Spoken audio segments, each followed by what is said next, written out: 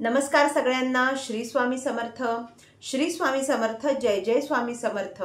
घर, जॉब आणि अध्यात्म या आपल्या सगळ्यांच्या मराठी यूट्यूब चॅनलमध्ये मी सगळ्यांचं स्वागत करते। आणि येणाऱ्या 10 जुलै 2025 रोजी येते आहे आपल्या सगळ्या स्वामी भक्तांचा प्रिय असा दिवस, महाराजांना प्रसन्न करण्याचा असा दिवस, तो म्हणजे गुरुपौर्णिमा। आणि याच गुरुपौर्णिमेचं औचित्य साधून काय सेवा करायची, महाराजांसाठी कोणतं अनुष्ठान करायचं हे आपण येणाऱ्या व्हिडिओमध्ये बघतोच आहे। तर आजच्या व्हिडिओमध्ये आपण 11 दिवसांचे असे 3 अनुष्ठान पाहणार आहे जे आपण गुरुपौर्णिमेच्या निमित्ताने करू शकतो। मी तुम्हाला या आधीच्या व्हिडिओमध्ये आपण 21 दिवसांचे श्री स्वामी समर्थ महाराजांचे स्वामीचरित्र सारामृताचं पारायण गुरुपौर्णिमेनिमित्त कसे करावे, त्याचं अनुष्ठान कसं करायचं, त्याची पूजा मांडणी वगैरे सगळी माहिती या आधीच्या व्हिडिओमध्ये सांगितली आहे।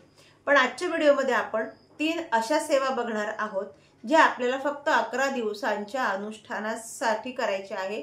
आणि ते म्हणजे त्या 3ही सेवा आपल्याला 11 दिवसांच्या अनुष्ठान म्हणून करायचं आहे। आणि त्या 3ही सेवा महाराजांना प्रसन्न करण्यासाठी गुरुपौर्णिमेचं औचित्य साधून आपल्याला करायचं आहे। मी या व्हिडिओमध्ये तुम्हाला 3 सेवा आपण बघणार आहोत। मी तुम्हाला 3 सेवा सांगणार आहेत। त्यातली जी सेवा तुम्हाला शक्य होईल, जी सेवा तुम्हाला सोपी वाटेल ती सेवा तुम्ही जरूर करा। यातली एक सेवा मी देखील सुरू करणार आहे। तर आता आहे आपल्या सगळ्यांना माहिती आहे की 10 जुलै 2025 रोजी येते आहे गुरुपौर्णिमा। आणि आपल्याला 11 दिवसांचं अनुष्ठान करायचं म्हणजे आपल्याला 29 जून पासून ही सेवा सुरू करायची आहे। 29 जून ते 9 जुलैपर्यंत। आता तुम्ही म्हणाल की 10 जुलैला गुरुपौर्णिमा येते आहे, मग 9 जुलैला आपल्या सेवेची समाप्ती कशी? तर कधी पण आपण जे ह्या ज्या सेवा करतो गुरुपौर्णिमेच्या, दत्त जयंतीच्या, तर तो जो विशेष जो दिवस असतो त्या दिवशी आपल्याला इतरही पूजा करायची असतात, इतरही पूजा मांडण्या करायच्या असतात। त्यामुळे आपण आपला हा जो अनुष्ठान आहे, हा जो संकल्प आहे, हा 1 दिवस आधी शक्यतो संपेल या पद्धतीने कधी पण सुरू करावा। म्हणजे आपलं काय होतं की संपूर्ण आपण जे अनुष्ठान केलेलं असतं, समजा 11 दिवसांचं म्हणा किंवा 21 दिवसांचं, हे आदल्या दिवशी संपून जातं आणि फक्त उरतो तो उद्यापन विधी। आणि साहजिक गुरुपौर्णिमेचा दिवस म्हणल्यावर मग आपण महाराजांसाठी नैवेद्य करतो, पुरणाच्या पोळीचा नैवेद्य करतो। आणि त्या दिवशी आपल्याला आपण केलेल्या अनुष्ठानाचं उद्यापन देखील करता येतं, पोथीला नैवेद्य देखील देता येतो। आणि त्याचप्रमाणे आपल्या जे इतर पौर्णिमेच्या सेवा असतात किंवा आपल्याला गुरुपौर्णिमेला भरपूर सेवा असतात, आपल्याला गुरुपद घ्यायचं असते, गुरुपौर्णिमेची सेवा असते, बरेच ठिकाणी कुलदेवतेच्या काही सेवा असतात। कुलदेवतेच्या कोणत्या सेवा करायच्या गुरुपौर्णिमेला हे आपण येणाऱ्या व्हिडिओमध्ये बघणारच आहोत। तर असे काही अशा काही सेवा असतात। त्यामुळे आपण काय करायचं असतं की कधीही हे जे संकल्प आहेत किंवा हे जे अनुष्ठान आहे ना, हे 1 दिवस आधी संपेल या पद्धतीने करायचं असतं। तर आपण बघून घेऊया या व्हिडिओमध्ये की आपल्याला 11 दिवसांचे असे 3 कोणते अनुष्ठान आहे जे आपल्याला गुरुपौर्णिमेपर्यंत पूर्ण करायचे। पण त्याआधी मला सगळ्यांना सांगायचं आहे की जर तुम्ही चॅनलवर पहिल्यांदा आला असाल, तुम्ही चॅनलला सबस्क्राईब केलं नसेल, तुम्हाला असेच वेगवेगळे व्हिडिओ आध्यात्मिक मार्गातील सणवार व्रतवैकल्य याविषयी जर माहिती घ्यायची असेल, त्याचप्रमाणे दिंडोरी प्रणित श्री स्वामी समर्थ महाराजांच्या सेवा मार्गातील उपाय व तोडगे बघायचे असतील तर आपल्या चॅनलला जरूर सबस्क्राईब करा आणि सबस्क्राईब करून बेल आयकॉन प्रेस करा आणि त्यातलं ऑल ऑप्शन दाबा। तर चला बघून घेऊया आपण की आपल्याला हे जे 3 अनुष्ठान आपण 11 दिवसांची करणार आहोत हे कोणते अनुष्ठान आहेत आणि कसे करायचे आहे। तर पहिलं अनुष्ठान हे आहे आपल्याला 11 दिवसांचं, ते म्हणजे आपल्याला 11 दिवसांचं श्री स्वामी समर्थ चरित्र सारामृत, श्री स्वामी समर्थ महाराजांचं चरित्र सारामृताचे 11 पारायण करायचे आहे। एक पारायण एकाच बैठकीत पूर्ण होईल या पद्धतीने। शक्यतो आपण जे 11 पारायण करणार आहोत त्या 11 पारायणही करण्याची जी वेळ आहे ती वेळ आपल्याला एकच ठेवायची। म्हणजे जर तुम्ही सकाळी जर ते पारायण समजा 9 ते 10च्या दरम्यान केलं, 9 ते 10ला केलं किंवा 8 ते 9ला केलं किंवा संध्याकाळी 6 ते 7, म्हणजे सांगण्याचा उद्देश हाच की तुम्ही ज्या वेळेमध्ये हे पारायण कराल ती जर वेळ आपण कटाक्षाने पाळली तर आपण केलेला संकल्प हा खूप छान पूर्णत्वास देतो आणि त्याचा जो इफेक्ट व्हायचा असतो आपल्या संकल्पाचा, आपल्या अनुष्ठानाचा, तो अतिशय छान होतो। तर 11 दिवसांचं हे स्वामीचरित्र सारामृताचं पारायण आपल्याला करायचं आहे।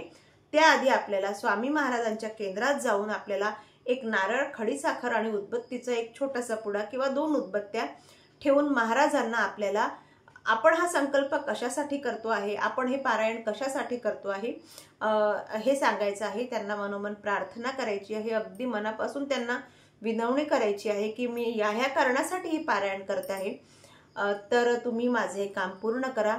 मी तर म्हणते शक्यतो कुठलीही गोष्ट कुठलीही गोष्ट मागण्यापेक्षा अगदी निस्वार्थीपणे भक्ती करा. महाराजांना प्रत्येक भक्तांच्या मनातलं हे कळतच असतं. तर आपल्याला अशा पद्धतीने केंद्रात जाऊन आपल्याला महाराजांना विनवणी करून यायची आहे. तुमच्या घरी जर तुमच्या गावामध्ये केंद्र नसेल किंवा तुम्हाला जाणं शक्य नसेल तर हीच क्रिया आपल्याला आपल्या देवघरासमोर करायची आहे. आता ही विनवणी केल्यानंतर किंवा ही मनोकामना महाराजांना सांगून आल्यानंतर आपण ज्या दिवशी आपलं प्रथम पारायण सुरू करू त्या दिवशी आपल्याला संकल्प बोलायचा आहे. संकल्प नेहमीप्रमाणे हातात थोडंसं पाणी घेऊन त्यात फूल, हळदी कुंकू, अक्षता, फूल टाकायचं आणि महाराजांच्या समोर आपल्याला संकल्प बोलायचा आहे की तुम्ही कुठल्या कारणासाठी ही सेवा करता आहे. नंतर ते पाणी, तुमचं नाव गोत्र बोलून संकल्प बोलायचा आहे. नंतर पाणी ताम्हणात सोडून द्यायचं आहे. हा संकल्प फक्त पहिल्या पारायणाच्या वेळेस आपल्याला पूर्ण करायचा आहे, संकल्प घ्यायचा आहे. आणि त्यानंतर आपल्याला सतत रेग्युलरपणे कंटिन्यूपणे 11 पारायण पूर्ण करायचे आहे.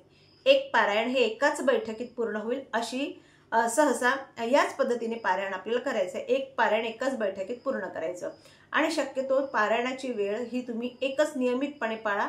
याने आपल्याला खूप छान असे रिझल्ट मिळतात.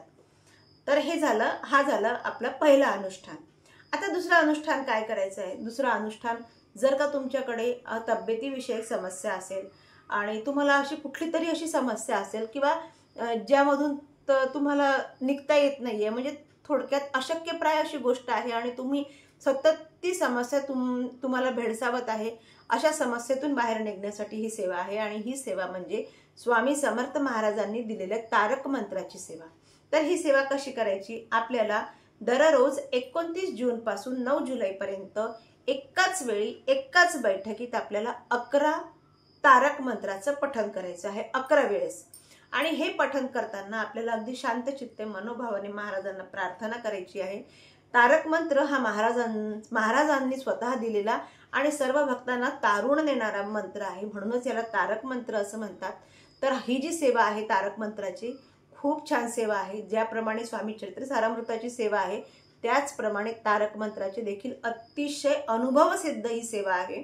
त्यामुळे ही सेवा तुम्ही देखील संकल्पयुक्त करून बघा. याचे खूप छान असे अनुभव येतात, प्रत्येकांना येतात. ज्यांनी केले त्यांना नक्की अनुभव येतात.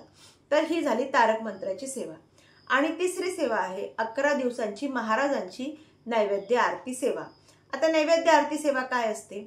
तर महाराजांचा आपण एका चौरंगावर पाट किंवा पाटावर फोटो मांडायचा, मूर्ती असेल तर मूर्ती मांडायची. रोज त्यांचा आपल्याला आपलं जी आपण जो पंचोपचार पूजा करत असतो भगवंताची, त्याप्रमाणे पंचोपचार पूजा करायची आणि महाराजांची दररोज न चुकता आरती करायची.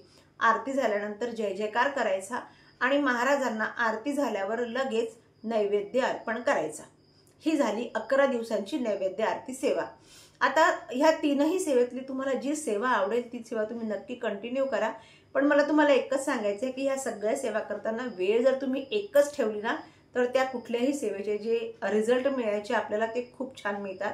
खरोखर महाराजांचे खूप छान अनुभव येतात. तुम्ही सेवा जरूर करून बघा. आता ह्या झाल्या आपण 29 तारखेपासून 9 तारखेपर्यंत आपल्या ह्या सेवा अशा पद्धतीने पूर्ण होतात. मग आपल्याला गुरुपौर्णिमेला काय करायचं? तर याचं आपल्याला उद्यापन करायचं. उद्यापनाला काहीच करायचं नाहीये.